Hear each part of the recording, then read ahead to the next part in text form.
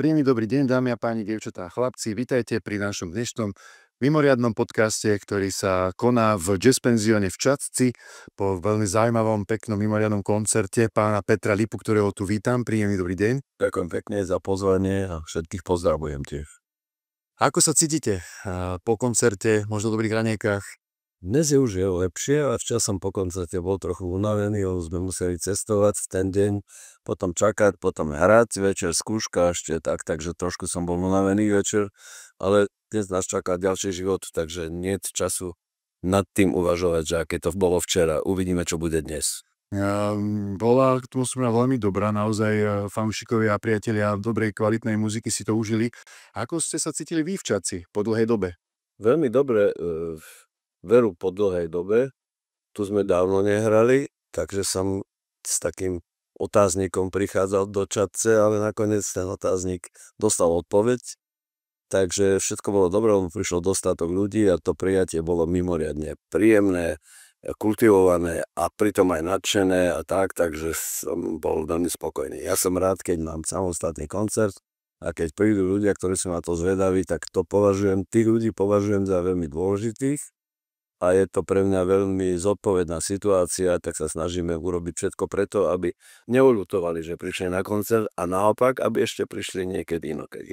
To je výborná správa. Vy máte teraz naozaj nabitý program a je to aj kvôli tomu, že máte nejakú malú premiéru pred sebou. My to teraz nahrávame po koncerte v Čadci pred touto premiérou, ale keď sa to dostane von, zrejme už bude po nej.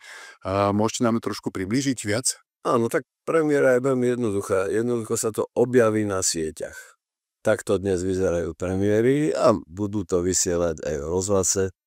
V Slovenskom rádiu to budú vysielať zajtra. Ide o novú pesničku moju, ktorá vznikla na text Vlada Krausa. Volá sa to Medzi zemou a nebom.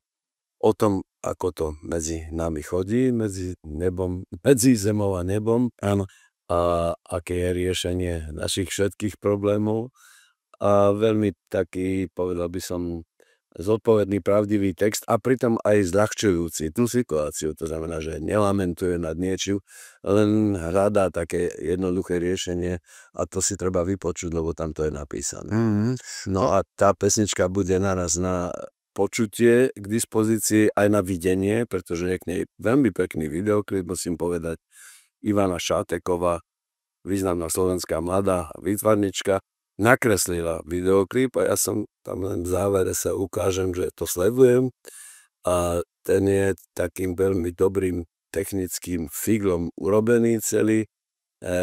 Nebudem to prezrádzať, ale myslím si, že oplatí sa to vidieť. Dokonca si myslím, že ten klip je taký pútavý počas celej pesničky, že kto chce trochu akože zažiť tú pesničku, tak musí si to pustiť ešte raz a potom si ho ešte raz vypočuť a potom už nepozerať na ten klip. Výborná správa. To sa mi naskytá otázka, vy máte za sebou alebo už niekoľko premiér, niekoľko desiatok, stoviek vašich piesní a možno klipov a teraz keď sa ponoríme trošku do minulosti a do čias vinilu, možno ešte ten klip nebol taký, neskôr sa to prebiehalo a dnes už streamujete, vy ste ten pamätník, ktorý to vie porovnať. A ako vnímate ten vývoj, tú dobu a tieto veci? Tak tá klipová scéna tá sa rozvinula až niekedy v 80. rokoch, keď začalo MTV a tak, že boli klipy. Samozrejme, u nás sme to nemohli sledovať, ale boli nejaké hitparády televízne, kde boli klipy. Ale televízia bola zároveň jediným kanálom, cez ktorý ten klip mohol prísť k divákovi. To znamená, nebol internet vtedy. Čiže sa ešte predávali videokazety napríklad, alebo také niečo. To už vôbec neexistuje. Všetko je na sieťach a na tých streamoch a preto je to celkom iné. Ale vtedy, keď som urobil klip, pred 30 rokmi som takto urobil klip, teda nie ja, ale spoločnosť Gratex urobila taký digitálny klip na baladu o 4 koňoch.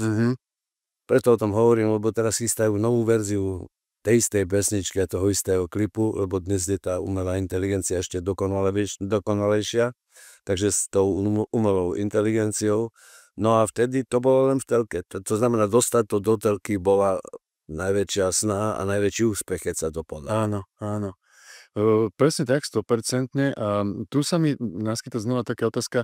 V podstate ten internet pravdepodobne absolútne urýchlil tieto možnosti a teraz si to človek môže naozaj pozrieť na viacerých platformách, na YouTube, na ďalších možnostiach.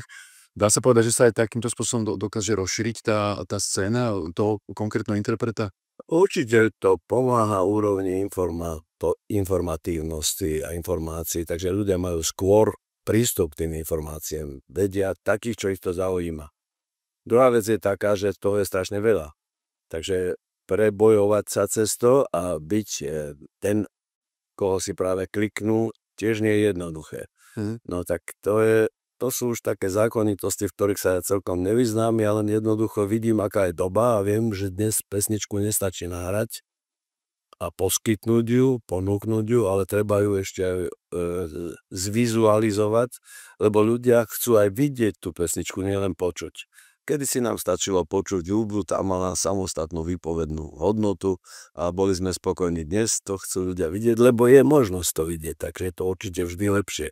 Či už z koncertu, alebo nejaký videoklip, keď sa ten umelec môže predstaviť. Dá sa povedať, že asi tá odpoveď môže byť taká predvídateľná, ale tak ako sa mení toto prostredie, mení sa aj Peter Lipa? Alebo skôr ten textík, tá nápaditosť, tvorivosť a možno niekedy aká odvaha tam je stále?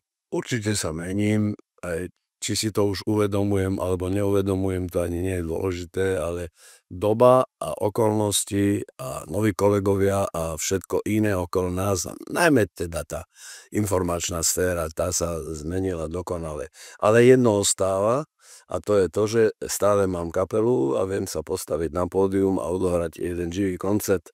To bola moja doména vždy som to chcel a vždy som to aj robil. A robím to aj teraz a dúfam, že to budeme robiť, pretože myslím, že tam sme nenahraditeľní. Tam sme taká silná konkurencia pre umelú inteligenciu, že tam nemôže do nás zakročiť. To znamená, to sa nezmení. Ešte stále tá chvíľa, keď sedí v hľadisku divák a na javisku je človek, ktorý niečo predvádza a niečo také, čo má šancu vyvolať spätnú väzbu u divákov, to je jedinečné a to bude aj ďalej. Tam tá technika zatiaľ neprešla. Samozrejme, dnes to ináč vyzerá, nemusí sa hrať naživo, kopu vecí môže ísť nahratých dopredu, z playbacku a tak ďalej, ale aj tak ten živý styk a ten živý kontakt je jedinečný. Áno, presne tak, to sa nedá nahradiť, veríme, že to tak bude navždy. A jednoducho, ako aj vás počúvam, tak ten interpret, spevák, tvorivý človek, ktorý je na tom pódiu, tak aj vlastne cíti náladu v hľadisku a podľa toho aj ide. Určite. Včera cítili ste to aj včera v Čaci? Jasné, no tak jednak reakcia po každej pesničke, po každom sóle, po každej výzve, po každom slove, ktoré poviem a ktorým mierim na nejakú zvláštnu situáciu v súvislosti s pesničkou, tak ja čakám tú odozvu a vidím, že keď to publikum reaguje, tak som na správnom mieste.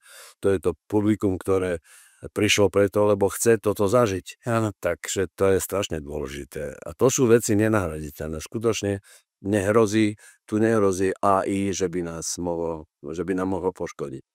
Presne tak. Už ste spomínali mladú kapelu, respektíve kapely, ktoré máte a mňa zaujalo, že sú to naozaj mladí šikovní hudobníci a asi nie hoci kto môže hrať s Petrom Lipom, pretože ste hudobník celým telom aj dušou a jednoducho pre svojom remeslu, poviem to takto, rozumiete a rozdávate tú radosť.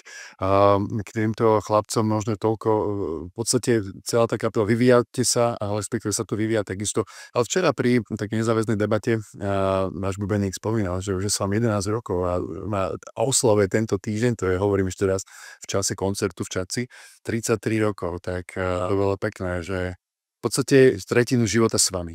Áno, mal 22, keď prišiel do kapely, ale bol to talentovaný muzikant už vtedy. Ja som videl, že je v ňom niečo, čo bolo pre mňa zaujímavé, bola to pre mňa tiež výzva. Áno. Angažovať ho a odvtedy hrá s nami a myslím si, že je to obojstranne prospešné aj pre mňa, aj pre neho. Nakoniec preto ďalej fungujeme takto.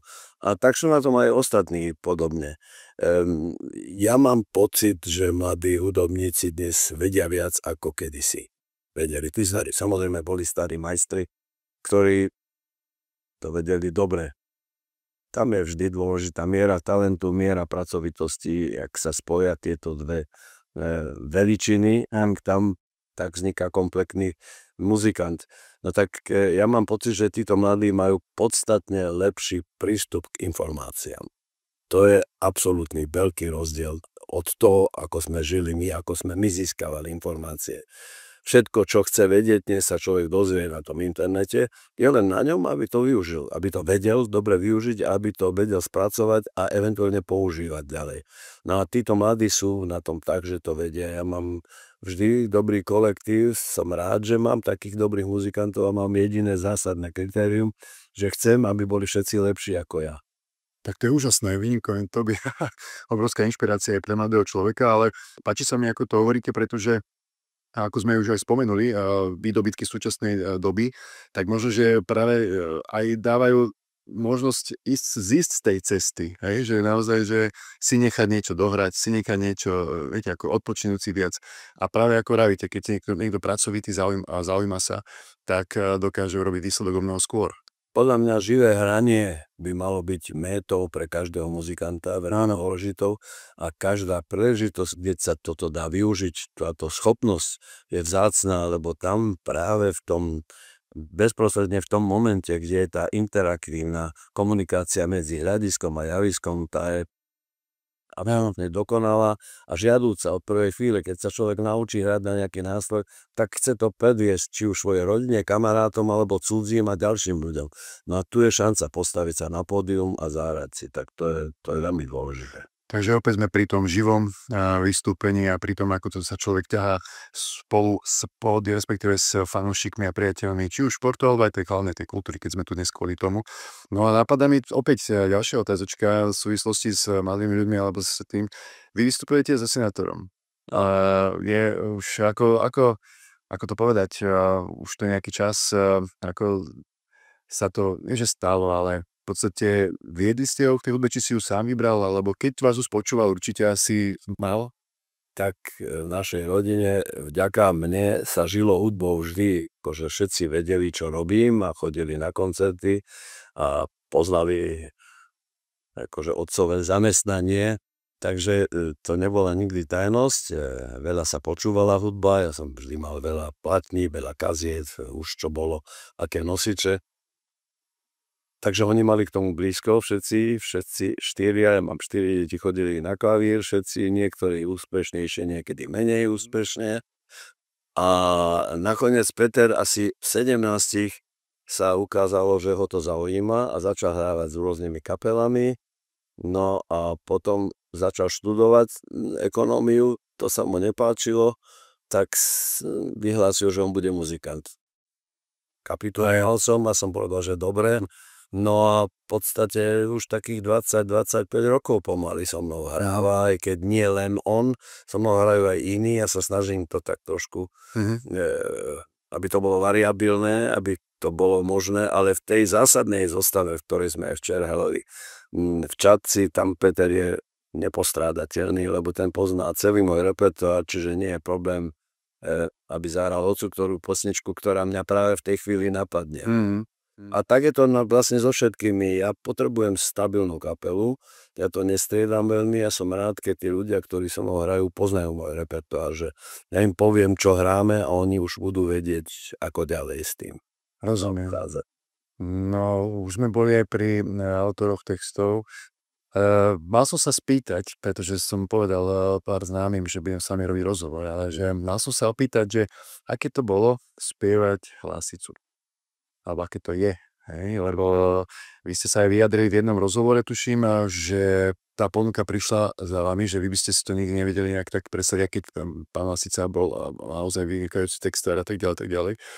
A tam ste boli veľmi pokorní v tejto. Áno, som pokorný stále pred jeho textami a pred tým, že bol ochotný akceptovať mňa ako speváka, ako skladateľa, ktorý mohol na jeho voľné texty robiť pesničky. To bola pre mňa veľká podsta a veľká radosť, lebo ja som ho poznal a uznával alebo obdivoval dávno predtým, než sme sa stretli a než som s ním mohol spolupracovať a jednať s ním na jednej úrovni ako kamarát. To bola pre mňa veľká vec, táto úroveň, na ktorú som sa dostal, No a všetky jeho texty boli geniálne, to je dôležité. Každý jeden, keď si stále prečítam, tak stále v ňom vidím, že čo tam všetko spomína, aké slová používa, aké súvislosti, aké vzťahy a tak ďalej. No, jedna radosť čítať. Ja hovorím, že všetky texty, ktoré mi Milan dal a bolo ich neúrekom, podľa mňa, to je takých, 70-80 by sme možno našli. Tak všetky sú dobré a niektoré sú ešte lepšie. Hej, aj dnes je to pre mňa radosť, že môžem spievať jeho texty, ale na koncertoch stále spomínam, aj včera v Čadci tlieskali Lasicovi, dokonca sa mi vyzval, lebo som ich presvedčil, že on nás tam zhora sleduje. Áno, 100% áno. Takisto umelec telom aj dušou a obrovský človek pre nás všetkých. Čiže takto výborne, ďakujem za odpoveď. Budem potom tlmočiť, alebo si to pozrú, vypočujú v našom podcaste. Keď sme sa teraz dostali do súčasnosti, vy sa stále máte teraz bude tá novinka, alebo bude už po premiére, keď si to niekto pozrie. Je tvorivosť absolútnou súčasťou, alebo tvorivosť, alebo taká činorodosť vášho života? Čo by ste odporúčali, lebo mám z vás pocit, poznám vás aj včera sme ešte porozprávali, mám z vás pocit, že máte rád ten tvorivý proces na tom celom, tú interakciu s ľuďmi a to, čo vytvárate v ľuďoch, pretože sú to emócie, ktoré sú v dnešnom svete aj ako dôležité, alebo v tom hudobnom svete, keď sa človek jednoducho zamyslí. Včera sme počuli, jedného môjho priateľa hovorí o tom, ako si rád vypočuje a dostane sa do nejakej fázy vďaka tomu, že počúva vás. No, tak to je pre mňa veľká podsta, keď sú poslucháči, vtedy vidím, že to, čo robím, nejde na zmar, ale že to, čo robím, zverejňujem a že to má zmysel. Znamená, že sú ľudia, ktorým to robí radosť, alebo akýkoľvek iný pocit vyvoláva, tak to má byť. Umenie má takto pôsobiť, tak keď je to také, tak vtedy vidím, že to je dobrá cesta, na ktorej som. A priznám sa, že ma to baví veľmi, aj napriek môjmu vysokému veku som stále presvedčený, že toto je dobrý spôsob mojej sebarealizácie a akože aj zároveň pomýšľať nad tým, alebo o tom, že čo bude. Bude hudba. Hudba bude a hudba sa nestratí, takže keď robím teraz jednu pesničku, tak robím paralelne už ďalšiu a ďalšiu a ďalšiu. No a možno budúci rok niekedy vydám nejaký album nový a tak to pôjde a takisto sú termíny, že dnes hráme tu a zajtra hráme tam. Jednoducho ten život tak ide, nemám teraz žiaden taký mimoriadny veľkolepý plán. Ja jednoducho robím pesničky jednu za druhou a to sa odvíja od toho, že ja sám texty nepíšem. Čiže texty sú pre mňa veľmi silný stimul a preto mám niekoľko dobrých textárov, ktorí so mnou spolupracujú a ja si tie texty čítam a keď ma ten text osloví a keď mám pocit, že to je ono, tak začnem ho nôtiť a začnem vymýšľať nejakú pesničku. No a z tých textárov treba spomenúť Ruda Rusiniaka, ktorý je už môjim dlhoročným textárom v podstate od začiatku 90. rokov. V posledných rokoch robím často s Vladom Krausom. Minule mi dal jeden text Ľubo Feldek, Janko Strasser takisto. Tak to je taký okruh, s ktorými stále spolupracujem a na ktorých sa môžem obrátiť, lebo ma poznajú. To znamená, oni píšu myšlienky a sú to ich myšlienky, ale zároveň si myslia, že by som ich ja mohol deklamovať na verejnosti. To je veľmi dôležité. Áno. Že tam musí byť nejaká súhra medzi ich myslením v tej chvíli a medzi mojim myslením, aby sme vytvorili spoločné dielo, lebo ja ich básne a texty budem spievať pred ľuďmi. No, pri tom, ako to hovoríte, mne napadla otázka, máte úžasné ľudí okolo seba a dokonca osobnosti pre vás píšu, ste legendou svojho žánru, pretože myslím si, že keď sa povie v Československu 100%, v Európe tiež, meno Peter Lípa, tak je to pojem a je za vami veľká stopa, alebo robíte ju stále. Dá sa povedať, či už na nejakú etapu, alebo možno za ten celý život niekoľko mien, s ktorými tá spolupráca je pre vás naozaj tým alebo taká tá, že aj zaspomínate, alebo si s ním ešte raz niečo porozprávate. Alebo vás moc provokujem, lebo niekedy sa niekto môže aj uraziť, že ho nespomíne človek, ale možno, že vám niekto napadne. Nie, to je jednoduché. V podstate už teraz v tomto rozhovore sme si povedali, že textári sú pre mňa určite veľmi dôležití. Stretnutie s Lasicom ako s textárom bolo pre mňa prelomové. Ja som spieval predtým v podstate po anglicky svoje obľúbené americké pesničky, ktoré mal aj on rád.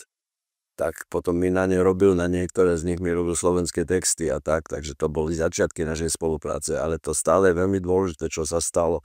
Vďaka nemu sa mi podarilo veľa vecí zmeniť vo svojom živote a ukazuje sa, že bolo to osožné, tá zmena. No potom sú ďalší textári, ich som už spomínal, a potom sú muzikanti. To je kategória ľudí, s ktorými spolupracujem. No a keď sa podarí ešte nájsť aj niekedy nejakého človeka, čo to vie, aj manažersky, aj v nejakých iných znalostiach, ktoré sú dôležité pre prezentáciu mojej hudby, tak to je fantastické. Lebo to všetko potrebujeme a preto, aby keď som už niečo vyrobil, stalo to veľa peňazí a veľa námahy, radostnej námahy samozrejme, a tak, a mám pocit, že to je hodné toho zverejnenia, tak na tom treba pracovať. Všetká tá snaha od prvého textu, od prvej pesničky, od prvej noty až po výsledný produkt, povedzme aj s videoklipom k tomu, je veľmi dôležitá, veľmi náročná a ja ju veľmi rád robím. Ale bez toho, čo príde potom, by bola úplne zbytočná.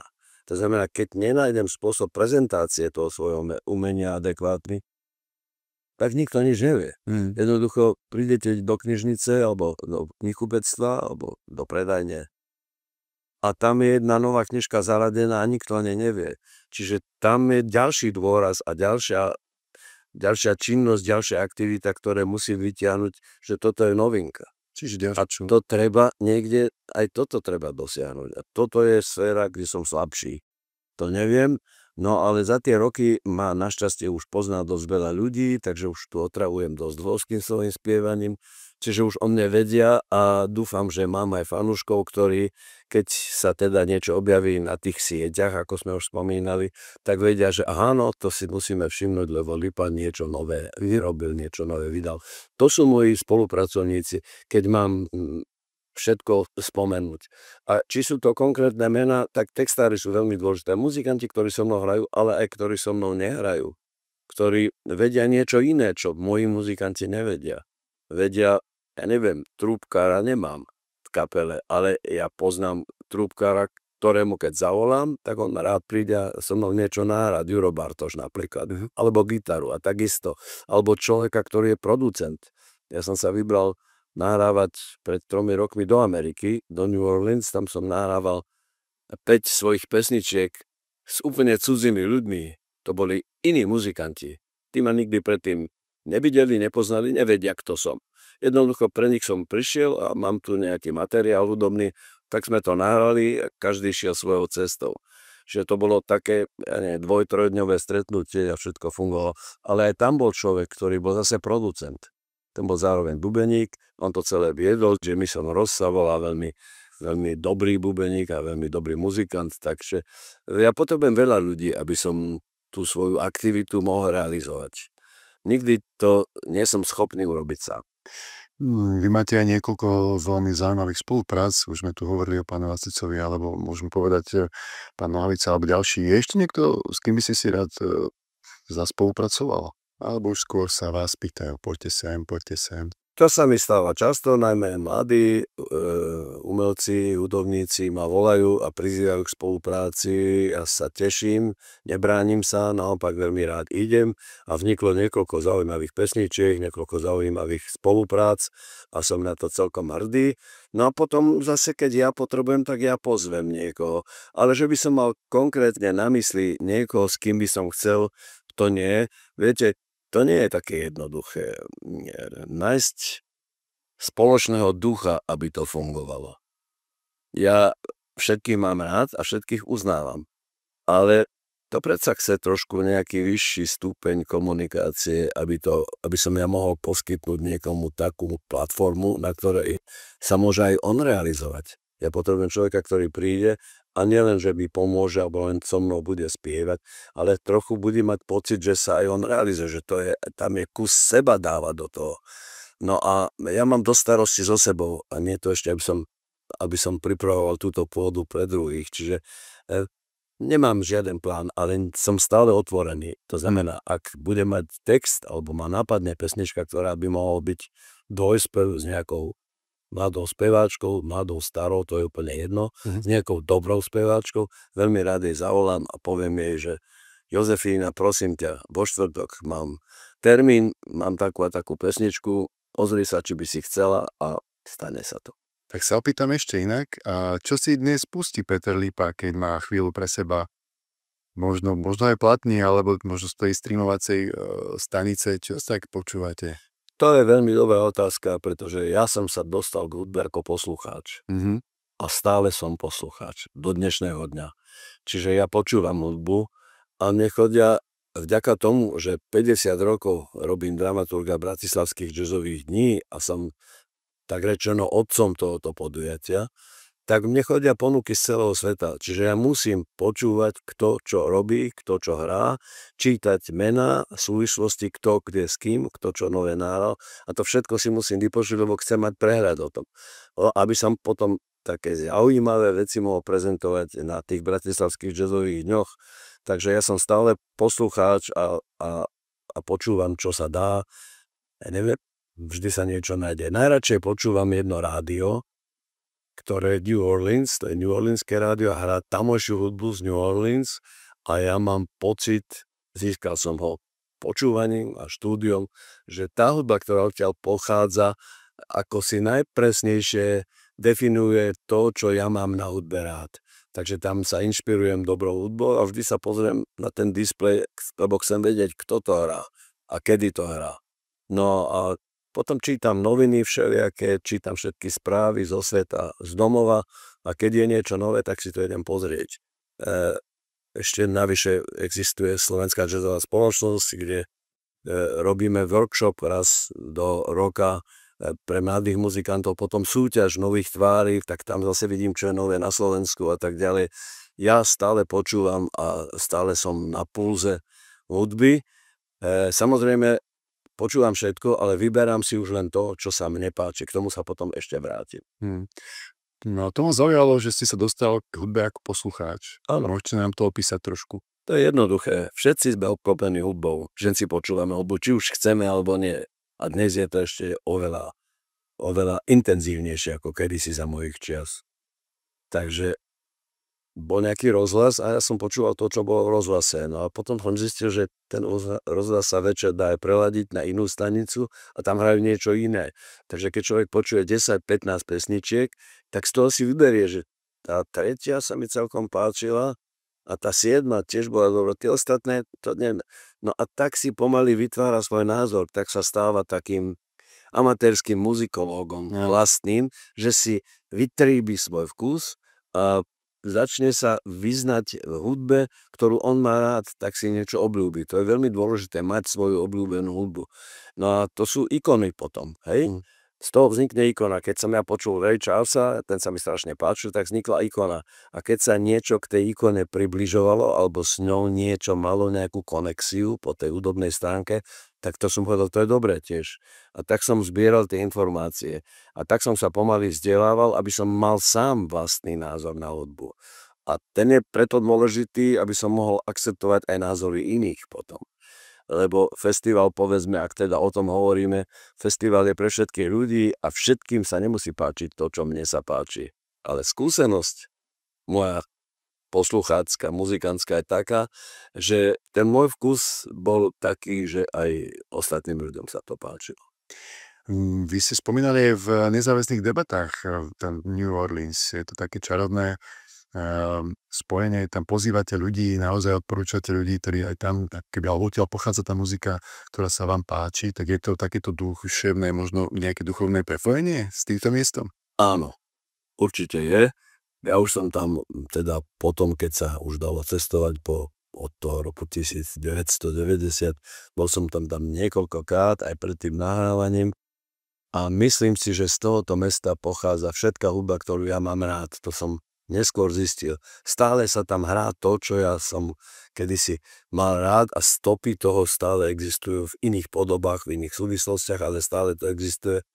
To mesto žije hudbou, to je veľmi dôležité, tak jak tento podnik tu v Čadci, kde jazz hej, a sú tu fotografie, tak tam sú po celom meste fotografie. Všade, celé mesto je nakreslené, tam sú obrázky muzikantov a každý vie, kde sa hrá. No a keď príde večer, a to už je jedno, či je to víkend alebo cesty, že hrá sa minimálne na 100 miestach.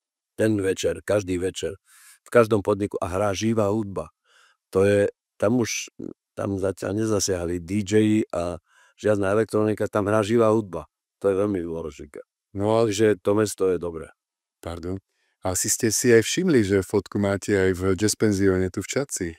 Áno, tu som kedysi spieval, už si ani nepamätám kedy, ale to muselo byť minimálne 25 rokov, keď sme tu boli kedysi s kapelou. No možno môže byť takto podobne, sa to nejako rozbiehalo a dá sa povedať, že každý váš koncert, do ktorého idete, môže byť taký ten vrchol toho ľudského života. Vnímam tu dve paralely. Vo vašom prípade, keď ste spomínali aj vek a tak, aj plus ten koncert, lebo to seba vyjadrenie sa človeka, či už v čomkoľvek, čo robí, a je spojené s tvorivou činnosťou a s tým, čo mu dáva zmysel, čo je jeho srdcu blízke a pravidelne na tom nejako nejak pracuje, tak dá sa povedať, že to je tiež nejaký recept na možnú dlhovekosť? To, že žijem, že mám toľko rokov, koľko mám a že pracujem a tak je vec šťastia podľa mňa. Akože ja som v živote nič preto nerobil, aby som takto žil. Zatiaľ sa mi vyhýbali všetky dôležité choroby. Ja som žil striedmo. Ten hlas som začal kultivovať dosť neskoro, som mal 33 rokov, také 300 boli, keď som zistil, že budem musieť niečo kvôli hlasu robiť a naučil som sa zaobchádzať s tým, ako to vlastne funguje, o hlasivkách niečo a tak odtedy som sa začal starať, cvičím, ten hlas si precvičujem, ako každý iný ľudský sval, aj hlasivky sú sval, tak potrebujú nejaký tréning. No a snažím sa spievať, to je všetko. Ale to je len šťastie, že to takto skončilo. Ten pocit celkový z tej hudby a z toho, že ja idem pred ľudí a stojím pred ľuďmi a že prišli sa na mňa pozrieť, je veľmi zaväzujúci a musím k tomu veľmi zodpovedne pozerať, lebo ja sa chcem do Čadce tiež vrátiť ešte. Takže musel som tak spievať, aby tí ľudia mali pocit, že to stojí za to. No radi vás tu privítame, rozhodne áno, minimálne aj tu v jazz penzióne v Čadci. Môžeme opäť porozprávať a podiskutovať, pretože s človekom ako ste vy, ktorý má doslova ten jazz, žijete ním a aj si pamätáte a tvoríte, je to úžasné spojenie. Možno posledná otázka takto k vášmu žánru. Hovorí sa, že jazz je ľahký vrchol vnímania, umenia a také tej hudobníckej reality. Dá sa to tak povedať? No, tie roky, ktoré som strávil s hudbou vôbec, ma priviedli k takému vyššiemu cieľu a trošku širšiemu, tak trošku všeobjímajúcemu, a to je hudba. Ja netvrdím, že to, čo robím, je jazz, lebo jazz má strašne veľa podôb a pre každého je jazz niečo iné. Ten symbol toho jazzu je pre každého iný.